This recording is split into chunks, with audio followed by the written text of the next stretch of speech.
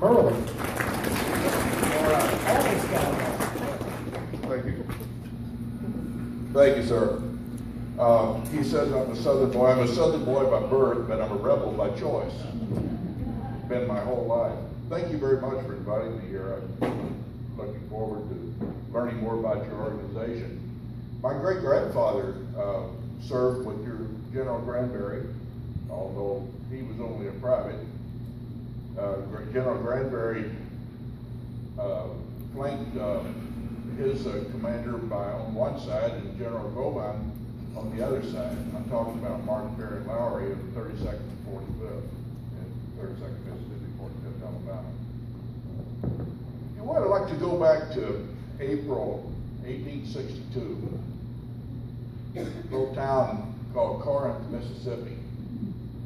My great-grandfather, Jefferson Casey Murley, and his brother-in-law, or his brother, William Hamilton Murley, and a friend, James Owens, walked up from the Dry Creek community in northeastern Mississippi, about 20 miles south of Corinth, with the purpose of joining the Confederate States Army. They didn't know what they were getting into. Nobody did at that moment. They weren't there to uphold slavery. They weren't there to support state rights. I doubt these boys even knew what state rights was. They're poor, uneducated farm boys from the hills of Mississippi. But they knew, since the defeat at Fort Henry, the defeat at Fort Donelson, 2 weeks earlier, the catastrophe at Shiloh, they knew the Union Army was coming. They knew it was going to threaten their communities, their families. So they were out there to protect their families. On arriving at Corinth, we're not really sure how long it took them to find their place, but they found, all three of them found their place in the 32nd Mississippi Infantry under Colonel Mark Perry Lowry. Colonel Lowry was to become an important figure in the later days of the Civil War. I certainly consider him a hero. There was one. They didn't get much done in those first few weeks there. They didn't have enough arms to go around. The Confederacy wasn't ready for a major war. They didn't have training, and they were all sick, very, very sick. Typhoid had broken out in the camp there, probably from bad food and bad water. They were in pitiful shape, all the way up to the commander-in-chief, General Beauregard.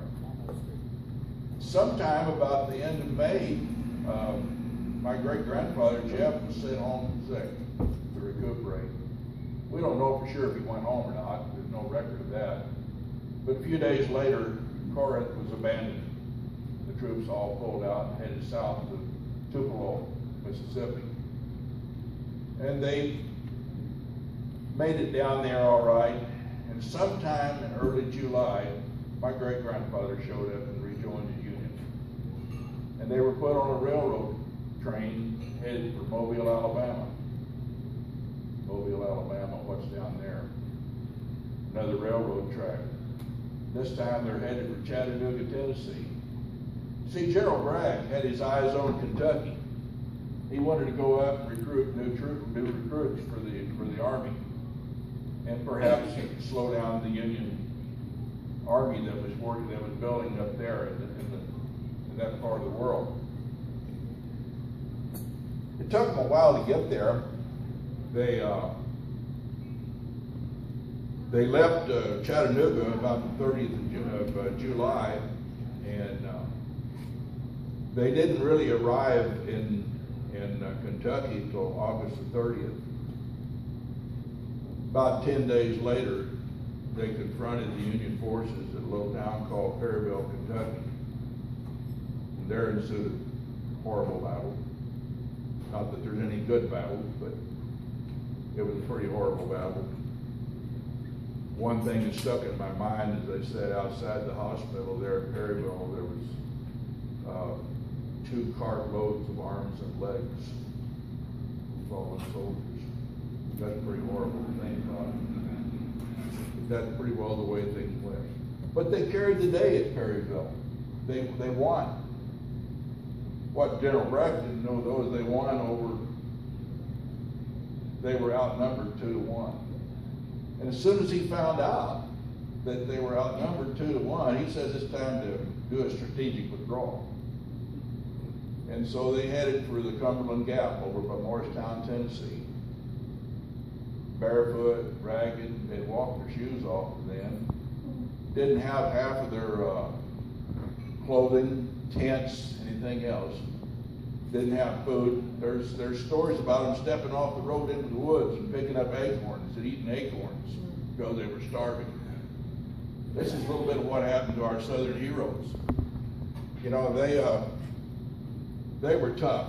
Those men were just tough. They're an inspiration to me. I've read so much about them. They inspire me because what little hardships I've had in my life seem so small. It didn't end there either. They got Morristown, they got on another train, went down to a little town south of Nashville called Murfreesboro. And on New Year's Eve, they started another battle, the Battle of Stones River. Again, a disaster for them. They retreated to Altoona, Tennessee after it was over. Now the 32nd, my great-grandfather's outfit didn't take part really in the Battle of Stones River. They were detailed to guard the railroad yards just south of the town there. But they covered the retreat of the Army after the battle was over. They went on down to Altoona. They spent the winter there. General Lowry said this is his first opportunity, and General Cleveland too, this is their first opportunity to really drill the troops and learn military maneuvers, how to maneuver them around in the battle formations. And he did some of that, which was fortunate because that fall was going to prove a real trying time for them. They, as soon as Rosecrans got his act together in the spring, he started pursuing Bragg down through the countryside there. And they retreated all the way down through that beautiful Tennessee countryside to a little town called Chattanooga, very small town at that time. Crossed the river, held up there for a while. It was Bragg's, at that time, his base of supply. And they stayed there in early September, and here come Rosecrans. And he drove them out of there and over into the northeastern Georgia. And they must have had skirmishes and things. There's not a lot of detail of what went on in the next few weeks, but about September the 19th, they joined forces with a small army from Lee sent them over Longstreet, and they had some more reinforcements. And they met the Union forces at a creek there called Chickamauga. And Chickamauga means river of death, I believe, something like that, loosely translated out of Cherokee. And a bloody battle ensued. That's where General Granberry and General Govan joined General Cleveland there. Last fall, I stood on this edge of this field where these soldiers were lined up to attack the Union line in the edge of the woods. Looked like maybe 150, 200 yards across. And when the signal was given to charge, they charged. And they carried it so good that when they hit the lines, the Union lines, they overran them so hard that they captured a bunch of Union prisoners. Later on in the next morning, they attacked again, and the Union forces were driven back to Chattanooga. And so for 2 months, they set up on the Missionary Ridge, Lookout Mountain, like dogs waiting on a bone down in the valley, but never would go get the bone. General Bragg was having some issues with some of his junior officers. They never seemed to get it together enough. There's lots of stories from that I wish I could share with you. But on November 24th, General Hooker crossed the river just above Chattanooga there and came around the bend and surprised the pickets on Lookout Creek. Another one of my great-grandfathers was there. He was one of the pickets on Lookout Creek. Family history says that he was shot through the stomach and survived it. But I can't find that in history. But I can find the fact that he was captured and sent to Rock Island Prison in Illinois for the rest of the war, better known as Andersonville of the North. Pretty horrible place. They starved to death, they froze to death. They went up there in these little jackets these gentlemen are all wearing here, and it was about 0 the morning they got there. Pretty horrible conditions for people to live under. While this was going on, Great-Grandpa Murley was on the other side, over on the far end of Mississippi, on Missionary Ridge, standing against Sherman's troops. And if anybody knows about Sherman, that's not a good place to be either. They did, and as the ranks finally broke for the Union soldiers coming across, the line started to go back over the hills into Georgia.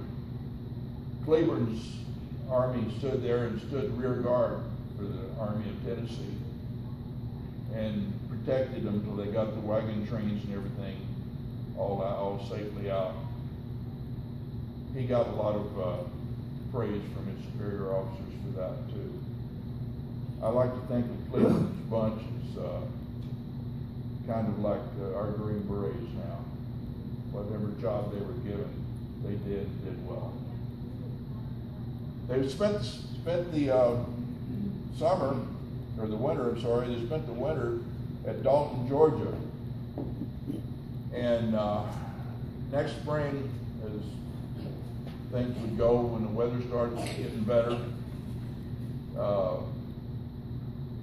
the Union starts down, General Sherman starts his march south.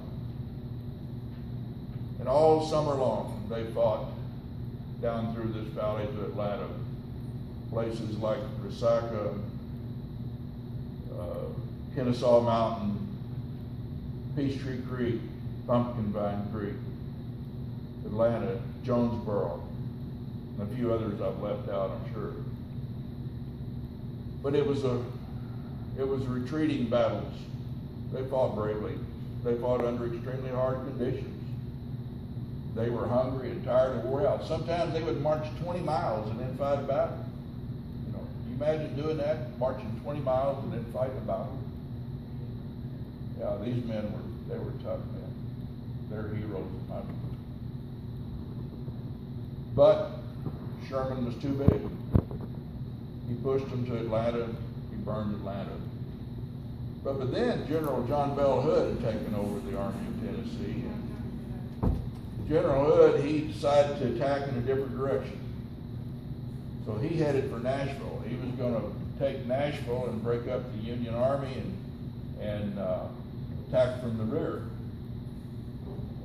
And you know, he went back up the way they'd come over in Alabama, and he attacked Sherman's supply lines. And finally he crossed the Tennessee River to Tuscumbia and headed for Columbia, Tennessee, and was going to break the Union Army in two. At that time it was divided. And they almost did it. They almost did it. To somehow or another, that ragged, frozen, hungry army was sleeping during the night, and the Union forces marched by them on the Columbia Pike. They marched up to Franklin, and I promised somebody here tonight I won't tell you about Franklin. We wouldn't want to try to eat dinner after I told you about Franklin. That was a horrible, horrible, horrible battle. But they lost a bunch of men there. Horrible, horrible. They went on to Nashville, and they tried then to take Nashville, but they couldn't. So in December They marched back to Tupelo, to Corinth, Mississippi, and into Tupelo. They said it was easy to follow the trail of march out of Tennessee by following the bloody footprints in the snow. These men were all barefoot, half-dressed, starved to death. But they hadn't given up, nor would they give up. In February, they were back on another train headed to Virginia to help out Lee. They made it to North Carolina. They fought in the Battle of Bentonville, North Carolina. They were trying their best. And then one day, they were marching along, and here comes some Southern soldiers marching down the road. They're walking down the road. Where are you going, boys? Oh, we're going home. Lee surrendered at Appomattox. Lee surrendered. And after Lee surrendered, I mean, after all of this, the bloodshed, the killing, the hardship, they surrendered. And this is how the Army of Tennessee spent the last 3 weeks of the war. Around Greensboro, North Carolina, hungry. It rained incessantly. They couldn't even hardly cook food most of the time. The temperature would drop into the 30s at night. The wind blew their little makeshift tents away. They didn't have coats. Half of them didn't have blankets. And they'd go door to door in the towns begging for food. But they hadn't given up. Until Johnson surrendered at his house, 26th of April. And they spent those last 3 weeks in that kind of condition. And then they were told to walk out in the field and stack their rifles and go home. Go home to a country that had been overrun by the Union forces for 3 years. They had no livestock, they had no animals, they had no hogs, no chickens. They didn't even have gardens because the Union forces ate them out of house and home. They didn't have anything. Their families were as bad a shape as they are. But the Union was back together now. It was whole. And like all Americans, you know, when everything is down and you sit at the bottom, you just pick yourself up with the bootstraps and you go back. So they did that too. And they started families and they started moving upward and moving forward. And through them, we're here standing here now. We owe them to tell our children, our grandchildren, pass the stories down. If you haven't researched your family trees and know the stories of these men, you should do it. Some said war is hell, and they certainly knew the description of that. Thank you very much.